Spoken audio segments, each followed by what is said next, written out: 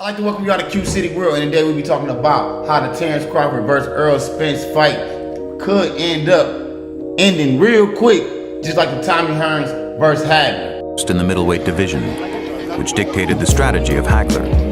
He would try to impose his strength on Hearns from start to finish. They just went at it from the beginning of the round. There was very little feel-ups, just constant pressure by Hagler, right hooks, boom, boom. I mean, look at this, bro. They're going to war.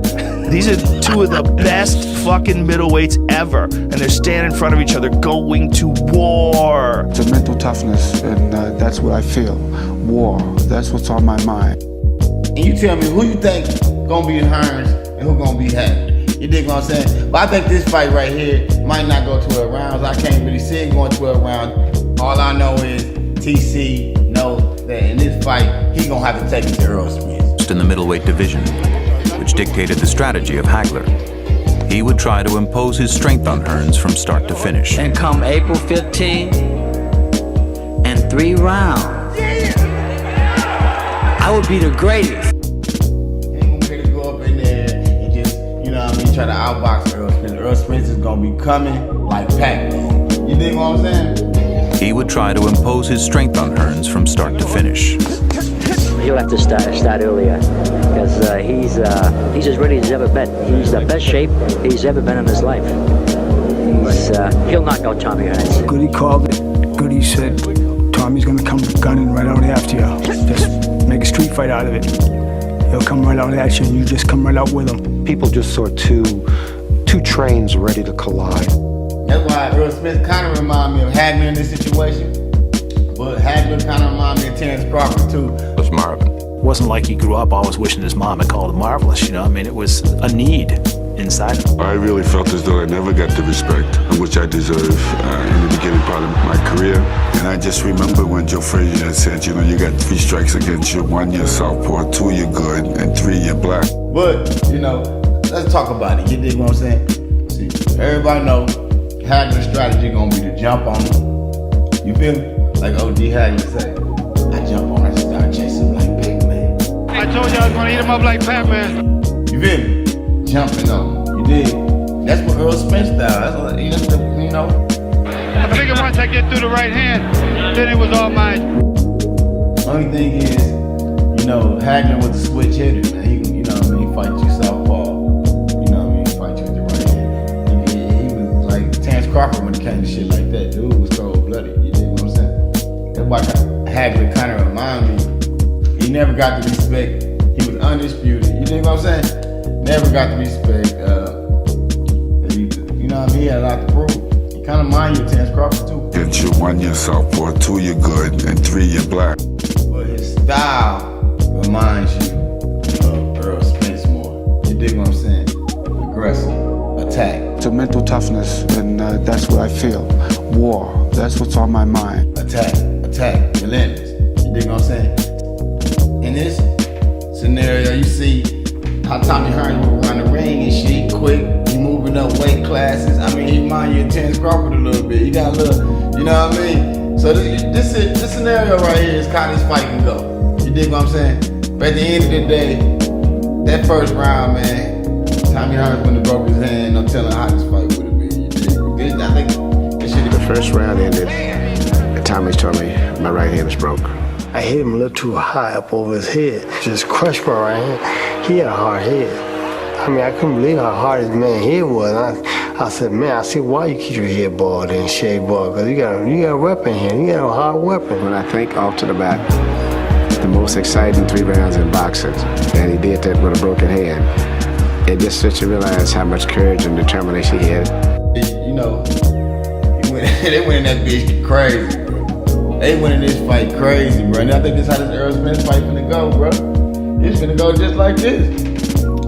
You know, we call Errol Spence the Terminator. You dig what I'm saying? This motherfucker that got thrown out of a car, dog. Like, you see that? I don't even want to play that shit. That shit crazy how you got thrown out of that car, man. Dude still survived. Just lost some teeth and shit, man. Was ready to fight 6 months later, man. You dig what I'm saying? This dude is incredible, man. And Marvin Hagler, right? He got this big ass head, dog. I hit him a little too high up over his head. Just crushed my right hand. He had a hard head. I mean, I couldn't believe how hard his man head was. I said, man, I see why you keep your head bald and shaved bald, because you got a weapon here. You got a hard weapon. You know what I'm saying? His skull is like a motherfucking, like, he got a special skull, like this dude meant to box. You dig what I'm saying? Like this dude, like you hit him, Tommy Hearns said that's a weapon. He used that as a weapon, his damn head. You dig what I'm saying? Dude had a big ass head, so it's gonna be hard to knock him out. So the way Tommy Hearns' strategy of beating him, he wouldn't be able to beat him like that. He would have had to outbox all that toe-to-toe shit gonna work against Marvin Hagler with a head like that. And it doesn't feel like anybody's phased. It feels like they're at the exact same energy level too. Oh, dude. Like both of them have the same output. Look at those fucking hooks. It's a crazy fight, man. They were throwing full power shots from the moment the fight started. Jesus. And they're right in front of each other, man. And for Hearns, this negates his gigantic reach advantage over almost everybody. Yeah. So Hearns decided to fight this way. He decided to stand right. Look at him. The referee could barely separate him. Hearns decided to stand right in front of Hagler, and Hagler decided to stand right in front of Hearns. And now Hearns is moving. See, now this is what Hearns could have done from the beginning and made it interesting. Sticking and moving. But by the time he decided to do that, he was already touched up. And Marvin starts moving in for the kill, that left hand to the body. And Hagler was relentless, and his cardio was fucking supreme. It was supreme. He always put pressure on people, and you couldn't hurt him. It's a mental toughness, and that's what I feel. War, that's what's on my mind. I told you I was going to eat him up like Pac-Man. I don't forget how Hagler had to dig deep this fight because he had a cut on his forehead, and they won't stop the fight. In the third round, blood coming from a cut in the middle of Hagler's forehead came to the attention of referee Richard Steele. And now we're going to get a moment for the doctor to come in as that cut just opened up. It was sort of like the Sugar Ray fight. He had to dig deep. That's what Errol Spence had to do. It's not bothering your cut. No, it's not bothering his side. Let him go. I couldn't understand where the cut came from because I don't think it was from a right hand. It wasn't blood over my eyes, and I couldn't understand why the referee was trying to step in and give Tommy more time to rest. We had to do something to take it into his own hands. I think his great quote was, he saw blood and he turned into a bull. Remember the game Pac-Man, and so if I just keep, and sooner or later I'm gonna catch you. Right hand sends Hearns. He doesn't know where he is. Hagler goes in for the kill now. He's gone. Remember the game Pac-Man, and so if I just keep, and sooner or later I'm gonna catch you. After he hit me with the right hand, I think that was his best shot, and I knew for myself that in order for you to knock me out, you better hit me with that ring post because I ain't going nowhere. He's our champ. He's finally got the recognition he should have had. I don't think until that moment that any or many of us realized how important it was to Marvin Hagler to be considered a great fighter. I told you a long time ago. I really felt as though I never got the respect which I deserve in the beginning part of my career. And I just remember when Joe Frazier had said, you got 3 strikes against you, 1 you're southpaw, 2 you're good, and 3 you're black.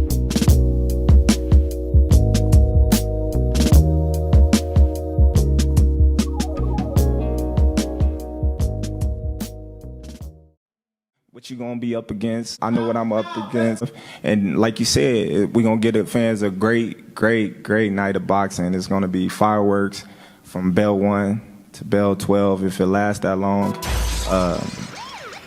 Unlike other fighters that you fought, I'm different. I believe you know that I'm different.